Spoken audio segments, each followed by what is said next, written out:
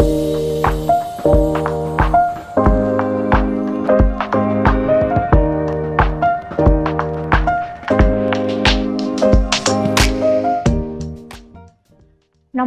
সকলোকে পুনৰ অসমীয়া এচিভাৰ্ছ একাডেমীলৈ স্বাগতম জনাইছো মই প্ৰিয়া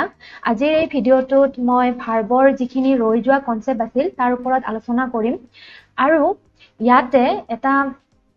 এনাউন্সমেন্ট কৰিম আগৰ দৰে মই হে আগৰ ভিডিঅ'সমূহতো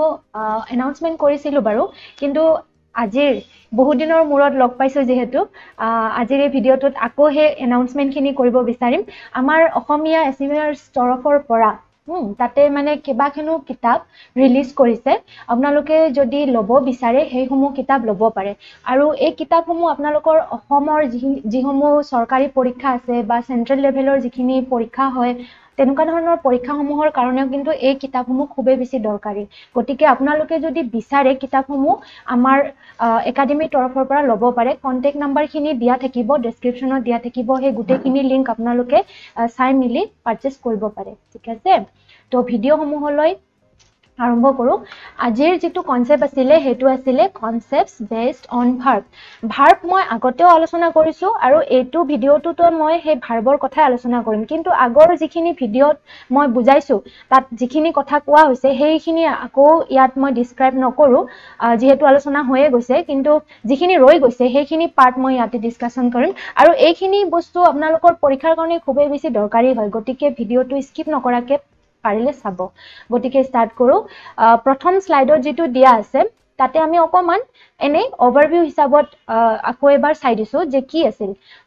what are verbs ঠিক আছে ভাৰ্বৰ যি ডেফিনেশন সেই ভাৰ্বৰ ডেফিনেশনৰ আমি কনসেপ্ট বা তাৰ যে কেনেকুৱা ধৰণৰ বাক্যত ভাৰ্বৰ ব্যৱহাৰ হ'ব পাৰে আমি সেই সমূহ আগৰ ভিডিঅ'ত কৰিছো এই ভিডিঅ'ত অকমান চাই দিছো a verb is a word that indicates a physical action a mental action or a state being ইয়াতে আপোনালোকক ভাৰ্বৰ গোটেইখিনি মই কনসেপ্ট খিনি মই বুজাই দিছো ঠিক আছে এটো ভাৰ্বৰ ডেফিনেশন হৈ গল a verb is a word এটোটো গমে পাইছে ভাৰ্বটো কি হয় ভাৰ্বটো কি হয় সিধাকে আপুনি অ্যাকশন বুলি ক'ব পাৰে হেতু মেন্টাল অ্যাকশনৰ কথা হ'ব পাৰে বা ষ্টেট বিং হেখিনি কথা কৈ দিয়া আছে আগৰ ভিডিঅ'ত আপোনালোকে পাৰিলে হেখিনি চাব ঠিক আছে তাৰ পিছত এই ভিডিঅ'টোলৈ আহিব ইয়াৰ পিছে কি কৰিছিলো আমি যে ক্লাসিফিকেশন পঢ়িছিলো বা কাইন্ডস অফ ভাৰ্বটো আমি পঢ়িছিলো তাতে কি আছিল যে ভাৰ্বক আমি দুটা ভাগত ভাগ কৰিছিলো ঠিক আছে যে কি ভাগ আছিল মেইন ভাগ দুটা ফাইনাইট ভাৰ্ব আৰু নন ফাইনাইট ভাৰ্ব বুলি ঠিক আছে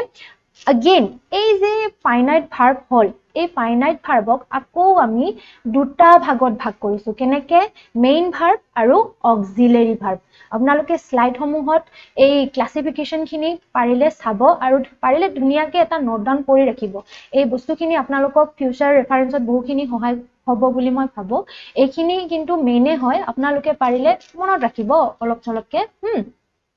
মই জাস্ট ক্লাসিফিকেশন খিনি কেনেকে আছিল মই হেখিনি ৰিমাইন্ড কৰিবলৈ চেষ্টা কৰিছো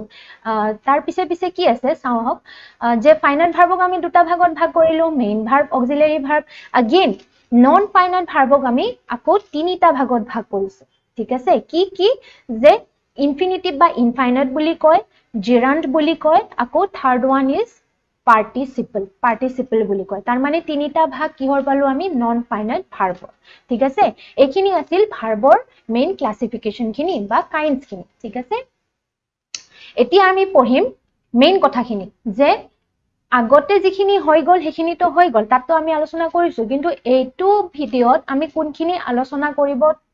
থাকি গৈছিল হেখিনিহে আলোচনা কৰিম এতিয়া ইয়াতে যেটো থাকি যোৱা পাৰ্ট ৰিমেইনিং পাৰ্ট হে ৰিমেইনিং পাৰ্টত কি আছে যে নন ফাইনাইটৰ বিষয়ে আমি পঢ়িব লাগিব এই নন ফাইনাইট ভাৰ্বটো কি হয় তাৰ ডেফিনেশন আমি লাষ্ট ভিডিঅত পঢ়িছিলো বাৰু কিন্তু হলেও আকৌ এবাৰ ৰিমাইন্ড কৰি দিছো যে নন ফাইনাইট ভাৰ্বটো কি বুজাইছে ডেফিনেশনৰ থ্ৰু দি অকমান যাবলৈ চেষ্টা কৰিম তেতিয়া হলে আপোনালোকৰ কনসেপ্ট খিনি অকমান ক্লিয়াৰ হ'ব খুব ইজি ল্যাঙ্গুৱেজত ৰাখিছো মই সেই কাৰণে বস্তুখিনি মই পঢ়ি বা সেন্টেন্সৰ থ্ৰু দি আপোনালোকক বুজাবলৈ চেষ্টা কৰিম আশা কৰো আপোনালোকে এই ভিডিঅটোৰ পৰা কিবা বুজি পাব বস্তুখিনি চাই লৈছো কেনেকে আছে ডেফিনেশনটো যে কেনেকে দি আছে non-finite verb.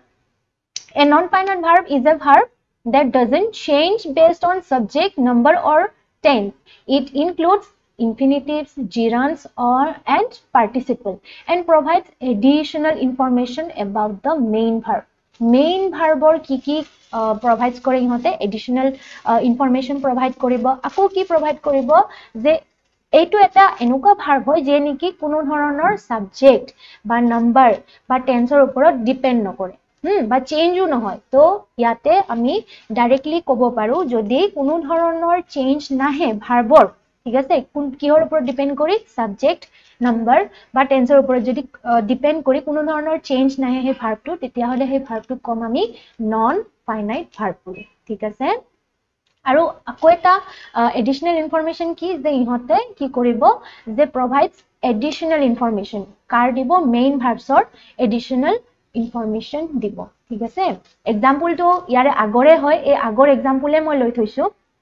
কেনেকৈ আছে যে swimming in the lake is so much fun এটো মই আগৰ ভিডিওত দিছিলো এই বস্তুখিনি যে এক্সাম্পল কেনেকৈ লোৱা হৈছিল হে আগৰ ভিডিওটো লোৱা হৈছিল ন তো ইয়াতেও মই হে same example rakhisu je kenuka dhoroner ase je swimming in the lake is so much fun yate jetu swimming ase hetu verb hisabot kaam kora nai thik ase etu verb hisabot kaam kora nai yate amar ki hoise amar according to definition yate ki koise je amar jetu verb thakibo hetu kono dhoroner subjector logot related nai kono number logot relation nai ba kono tense or logot relation in the sense ki kono dhoroner change nai তো সেই কারণে ইয়াক আমি কি বুলি কৈছো non finite verb বুলি কৈছো ঠিক আছে এখিনি মই আগতে বুজাইছিলো হলেও মই আকৌ এবাৰ ৰিমাইন্ড কৰি দিছো দেন এই নন ফাইনাইট ভাৰ্বটোকে আকৌ তিনিটা ভাগত ভাগ কৰিছে ক্লাসিফিকেশনত আমি অলৰেডি চাই আহিছো কেনেকৈ আছিল infinite then second one is participle then third one is gerund ঠিক আছে কিন্তু ইনফাইনাইট কি হয় পার্টিসিপল কি হয় gerund কি হয় এটো বস্তু আমি জানিব লাগিব next slide যাও আমি চাব পাৰিম তাতে দুনিয়াকে ডেফিনিশন সমূহ দিয়া আছে আপোনালোকে পাৰিলে বস্তুখিনি এবাৰ চাব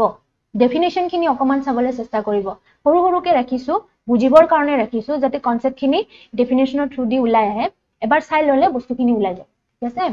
ডেফিনিশনটো চাই দিছো কেনেকৈ ইয়াত ৰখা হৈছে ডেফিনিশনটো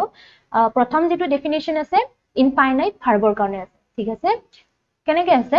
যে the infinite is a non-finite which is generally preceded by to and is used likely like a noun, an adjective or an adverb. ইয়াতে likely to নালাগে বাৰু এটো by mistake হৈছে এটো নিদিলেও হ'ব সেন্টেন্সটো একদম ইজি হয় কেনেকুৱা হ'ব যে the infinite is a non-finite বুলি গম পাইছো কাৰণ non-finite ভাৰ্বৰে ভাগ হয় so non-finite ঠিক আছে কিন্তু কেনেকুৱা ধৰণৰ which is preceded by to ইয়াতে দিয়া আছে যে preceded by to মানে to কি থাকিব হে ভাৰ্বৰ যেটো ভাৰ্ব থাকিব নহয় ভাৰ্বৰ পিছে পিছে কি থাকিব মানে বস্তুখিনি to বুলি দিয়া থাকিব ঠিক আছে ইয়াত এটা কাম কৰিব আপোনালোকে যে বস্তুখিনি ডাইৰেক্ট যদি উলিয়াব লাগে কেনেকৈ ইনফাইনাইট ভাৰ্বটো আমি গম পাম যে কত হুমাই আছে to বুলি যেহেতু দিয়া আছে আমাৰ ডেফিনিশনত তো সেই ডেফিনিশনৰ থ্ৰু দি আমি যদি চাব যাও সেন্টেন্স এটা ললে আমি সেই ডেফিনিশনৰ যেটো কনসেপ্ট হেতু আমি উলিয়াব পাৰিম ডেফিনিশনৰ মতে আমি যদি एग्जांपल লও Ritika has promised to come okay ইয়াতে যেটো to আছে ঠিক আছে এই to তোৰ পিছে পিছে কোন আছে কাম হয় তো ইয়াতে যেটো to থাকিলে আৰু তাৰ পিছে পিছে যেটো কাম থাকিলে তাৰ মানে ইয়াতে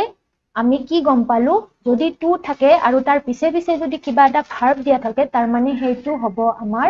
ইনফাইনাইট ভাৰ্ব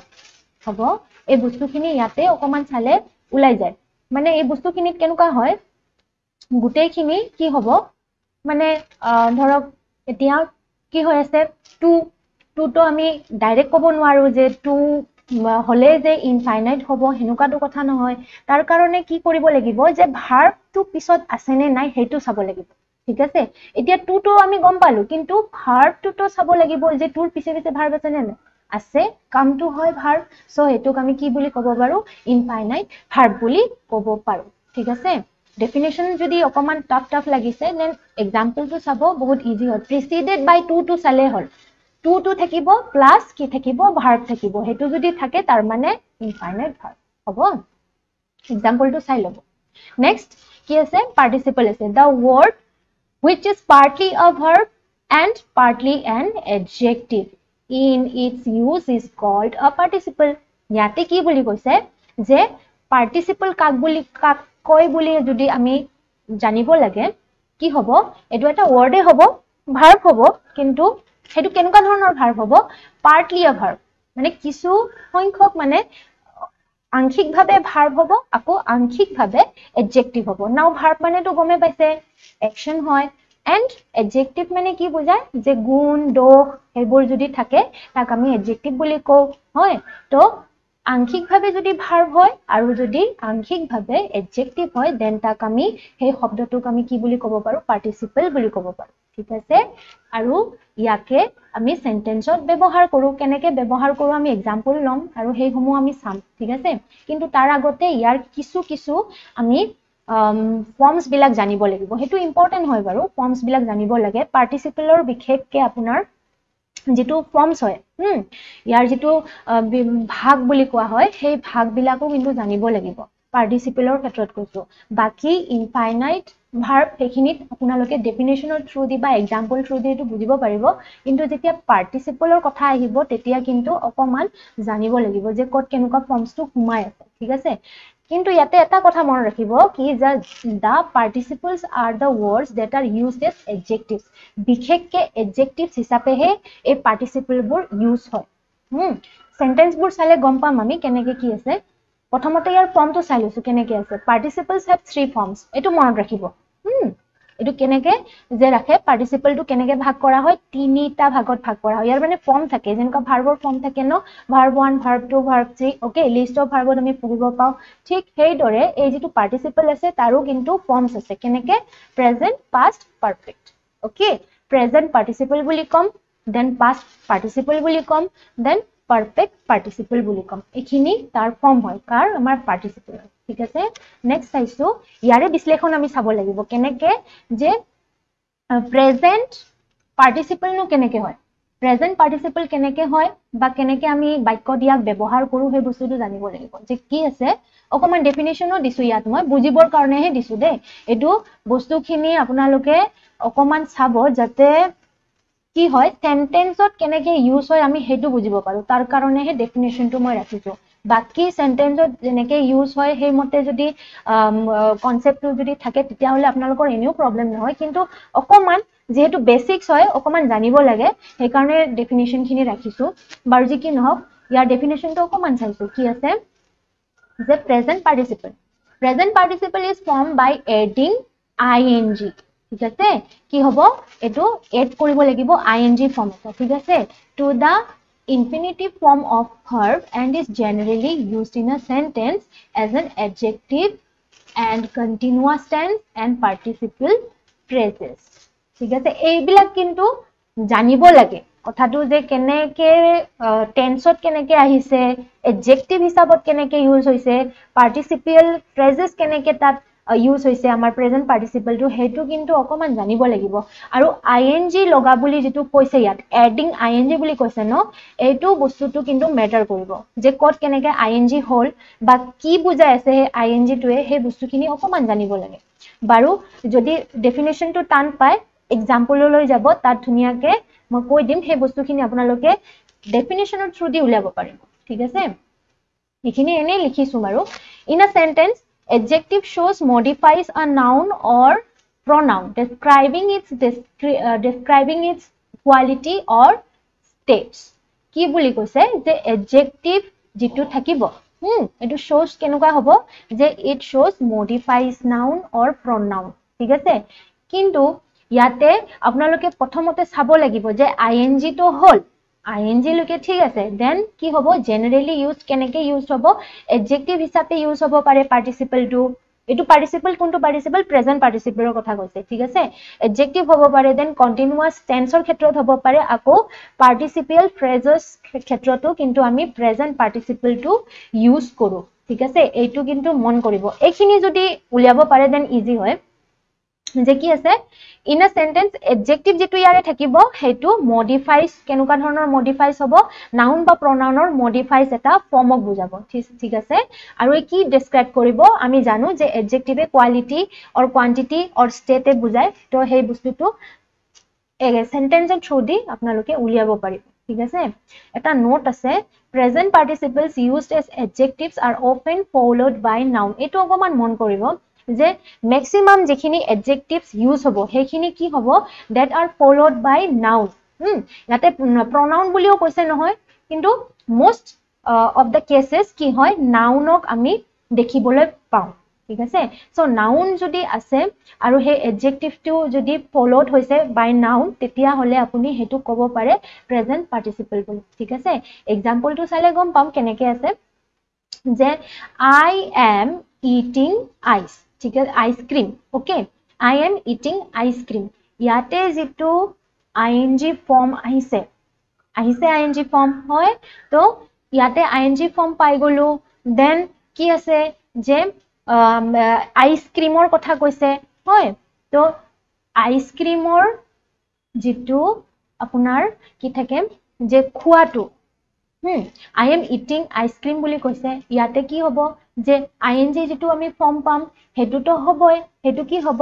যে প্ৰেজেন্ট পাৰ্টিসিপল বুলি কম কেনেকৈ প্ৰেজেন্ট পাৰ্টিসিপল বুলি কম যে তাত eating to কোৱা আছে eat এটা ভাৰ্ব দেন ing তাত ing পালো দেন আইসক্ৰিম পালো তাৰ মানে যদি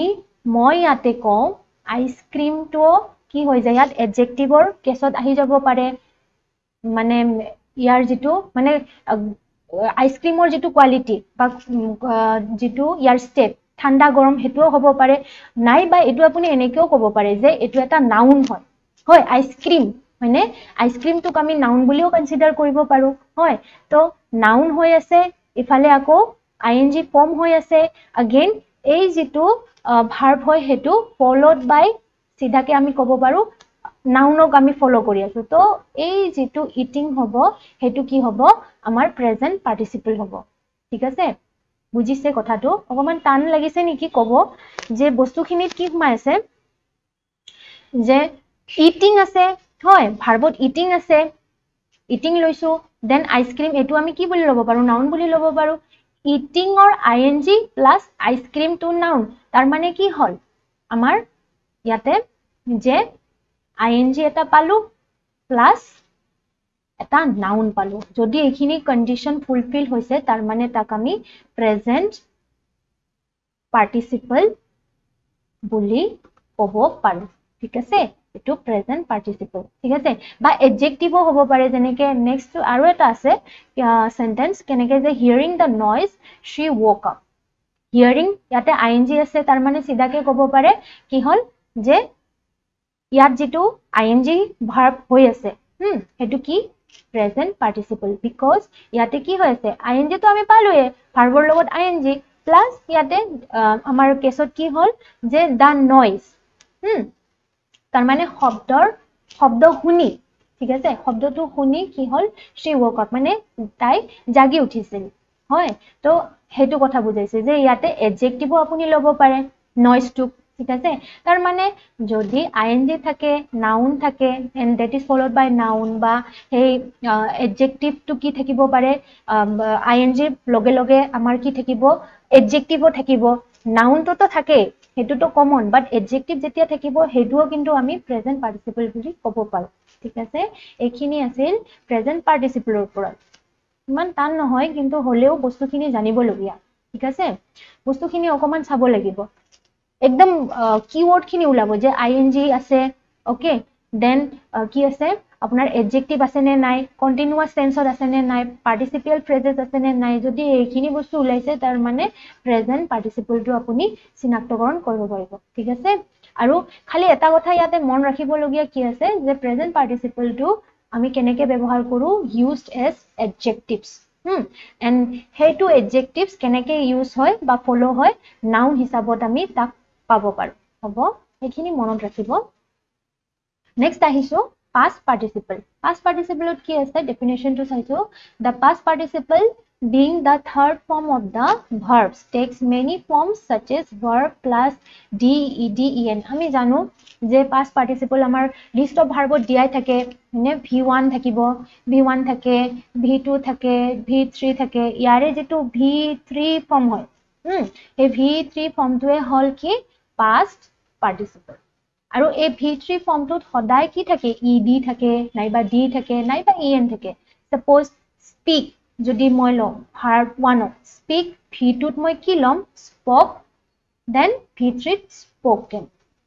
okay তো ইয়াতে en আহি আছে তাৰ মানে কি হল হেতু v3 ফৰ্ম হল তো আমি জানো যে যদি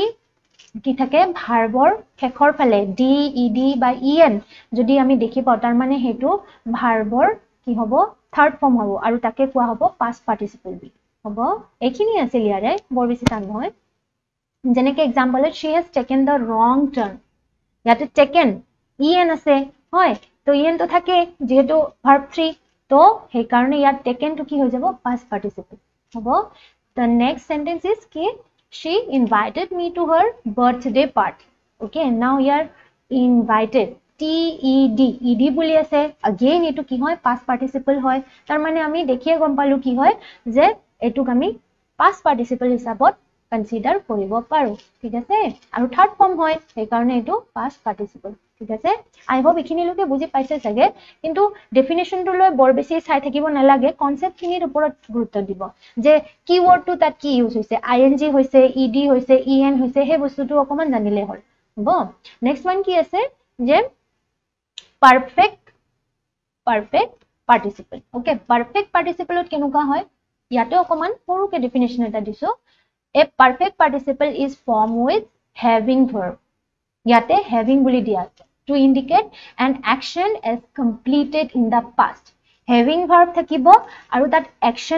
actionৰ কথা কোৱা থাকিব কিন্তু হেতু already অতীতত হৈ যোৱা ঘটনাটো বুজাব ঠিক আছে example চাইছো having done my homework I played মানে মই homework কৰাৰ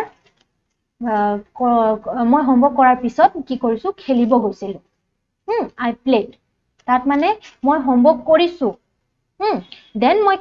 homework কৰি পেলাইহে খেলিব গৈছো এনেকুৱা বুজাইছে মানে homework টো কৰিছো then মই খেলিব গৈছো তাৰ মানে ইয়াতে কি হৈ আছে যে having টোৱে এটা action বুজাইছে হয় homeworkৰ কথা বুজাইছে এটো মিলিছে then completed in the past হে action টো complete হৈছে কিন্তু আগতীয়াকৈ মানে আগত অতীতত হৈছে তাৰ মানে I played মই খেলিছো হয় homework কৰি উঠি মই খেলিছো এনেকুৱা বুজাইছে তাৰ মানে ইয়াতে কি হৈ আছে having যেটো ইয়াত verb use হল having verb যেটো হেতু কি হল ইয়াত perfect participle হল হ'ব আকৌ কি আছে having gone to market I bought a book having gone to market মানে মাৰ্কেটলৈ যোৱাৰ মানে কি যোৱাৰ আগে বা তেনুকা যোৱাৰ টাইমত মানে কি কৰিছো মাৰ্কেটলৈ গৈ অহাৰ পিছত মই I bought a book মই এখন কিতাপ কিনিছিলো মাৰ্কেটলৈ গৈছিলো then মই এখন কিতাপ কিনিছিলো ঠিক আছে I bought a book হেতুৱে বুজাইছে যে কিতাপখন কিনিছিলে আৰু having gone to market মানে কি বুজাইছে মাৰ্কেটলৈ যোৱা সময়টো বুজাইছে তাৰ মানে action তো তাত ইনভলভ হৈ আছে আৰু bought a book হেতু পিছত কিনিছে গৈছিলে আগত then bought a book হেতু মানে তো ইয়াতে মেইন কথা কি হল যে ইয়াতে চাব লাগিব মেইন verb having to হয় ঠিক আছে তাৰ পিছত কি হয় যে কেনেকে ইউজ হৈছে action to কেনেকে ইউজ হৈছে যে completed in the past হৈছে নে নাই যদি ঘটনাটো past হৈছে তাৰ মানে হেতু আমি কি বুলি কম perfect participle বুলি কম ইয়াতে হেতুৱে মন কৰিবলগীয়া যে এটো having verb থাকিব লগতে যেটো action হ'ব হেতু আগতীয়াকে মানে pastত হৈ যোৱা হ'ব লাগিব ঠিক আছে তেতিয়াহে মানে কি হ'ব যে এটো perfect participle বুলি আমি ক'ব পাৰিম এখিনি চাবচোন কেনেকুৱা হয় তাৰ পিছত কি আছে gerunds তো অকমান চাব লাগিব gerunds তো কি আছে the gerunds are the words which are partly nouns and partly verbs ইয়াতে আংশিকভাৱে বুজাইছে partly মানে আংশিকভাৱে noun হোৱাটো বুজাইছে আকৌ